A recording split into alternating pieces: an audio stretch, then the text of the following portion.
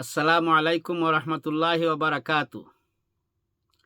প্রশ্ন হচ্ছে, টেলিভিশন চ্যানেলের মাধ্যমে যে বা যারা চ্যারিটি অর্গানাইজেশনের নামে বিভিন্ন দেশে কুরবানি দেওয়ার লক্ষ্যে অংশীদারিত্ব কুরবানির অংশ হিসাবে কিছু টাকা কালেকশন করছেন। যেমন টেলিভিশনে এসে আপনারা বলছেন যে একটা গরু অথবা একটা উট অথবা একটা মহিষের মূল্য অত, 7 অংশের মধ্যে অত টাকা দিলে আপনি একটা অংশের কোরবানিতে শরিক হতে পারবেন। এইভাবে ফোন করে টেলিভিশনে একটা অংশ টাকা কেউ দিয়ে দিল, পাউন্ড দিয়ে দিল।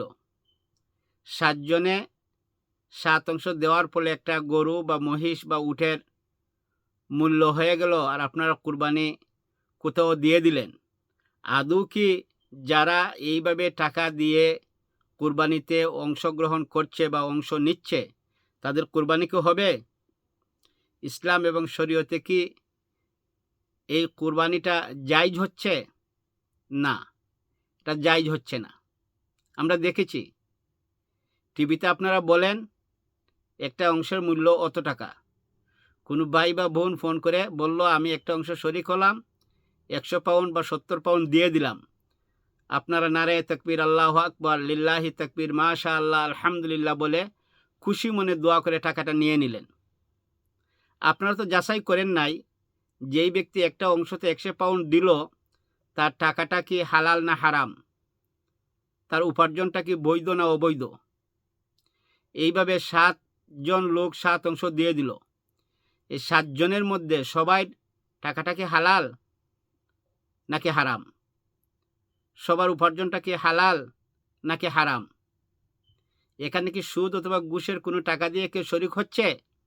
সেটা আপনারা যাচাই করেন না।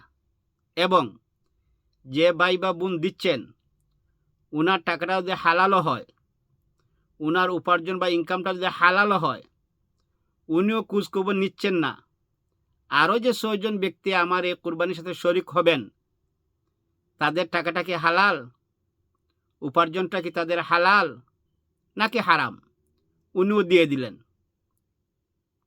তাহলে কুরবানি হবে? এই কুরবানি হবে না, কারো কুরবানি হবে না, সারা কুরবানি বাতিল হয়ে যাবে। কারণ অংশীদারিত্বভাবে কুরবানি দেওয়ার আগে যে কুরবানি দিবে তার উচিত হবে যাদের সাথে সে শরিক হবে ওদের উপার্জন, ওদের ইনকাম, ওরা যেই টাকা দিয়ে অংশগ্রহণ করছে শরিক কুরবানির মধ্যে, টাকাটা হালাল কি হারাম এটা যাচাই বাছাই করতে হবে। যদি একজনের উপার্জন বা একজনের টাকা বা পাউন্ড হারাম হয়ে যায়, সবার কুরবানি বাতিল হয়ে যাবে। কারণ একজনের অবৈধ উপার্জনের টাকা যখন আরেকজনের হালাল টাকার সাথে মিশে কুরবানিটা হবে, এই কুরবানি হবে না, কবুল হবে না। আপনারা যখন টেলিভিশনে টাকা নেন জিজ্ঞেস করেন না টাকাটা হালাল না হারাম, উপার্জনটা হালাল না হারাম। অন্য যারা দিচ্ছে তারাও খুঁজছে না আমার সাথে যে বা যারা কুরবানি দিবে সেই ব্যক্তিগুলা কীরকম লোক, টাকাটা হালাল না হারাম, উপার্জনটা হালাল না হারাম। সুতরাং আপনারা যারা এইভাবে যাচাই বাছাই না করে সবার টাকাকে একসাথে করে এই কুরবানির টাকা নিয়ে যেখানেই দেন না কেন আপনারা, সেটা আপনাদের ব্যাপার, কিন্তু ওদের কুরবানিটা আপনারা নষ্ট করে ফেলতেছেন। ওদের কুরবানি হবে না, সওয়াব হবে না। আর ওরা যারা দিচ্ছে ওরা বুঝে নাই, না বুঝে ওরা শরিক হয়ে যাচ্ছে।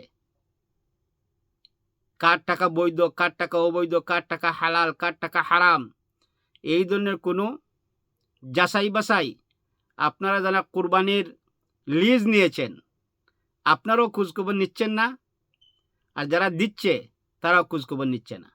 সুতরাং হাদিসের আলোকে কুরবানি হবে না।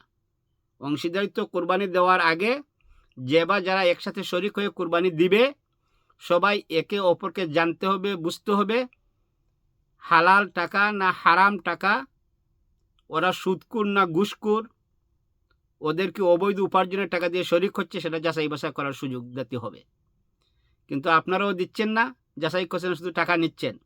এতে আপনারাও গুনাহগার হচ্ছেন, আর আরেকজনের কুরবানিকে বাতিল করতেছেন। সুতরাং আমি অনুরোধ করব, যারা টেলিভিশন চ্যানেলের মাধ্যমে অংশীদারিত্ব কুরবানির পাউন্ড নিচ্ছেন, আপনারা এটা ঠিক করতেছেন না। আর যারা দিচ্ছেন না বুঝে, আপনার কুরবানিটা নষ্ট হয়ে যাবে। সুতরাং সতর্ক হন। হাদিসে আছে শরীক হয়ে কুরবানি দেয়া যাবে, কিন্তু এর আগে কিছু মাসলা মাসাইল আছে, সেইগুলা জেনে বুঝে তারপরে কুরবানিতে শরীক হন, অথবা যে কোনো চ্যানেল বা যে কোনো সংগঠন বা টেলিভিশনে দেন। শরীক হয়ে কুরবানিতে আপনি দেশেও দিতে পারেন। আপনার দেশেও অনেক গরিব অসহায় আছে, যেই চ্যানেলে বা টেলিভিশনে দিচ্ছেন, এখানে যদি যাচাই বাছাই না হয়, আপনার সন্দেহ হয়, আর এই ধরনের আপনার মনের অজান্তে কোনো ধরনের অবৈধ ইনকামওয়ালা একজন শরীক হয়ে যায়, আপনার কুরবানি বাতিল হয়ে যাবে।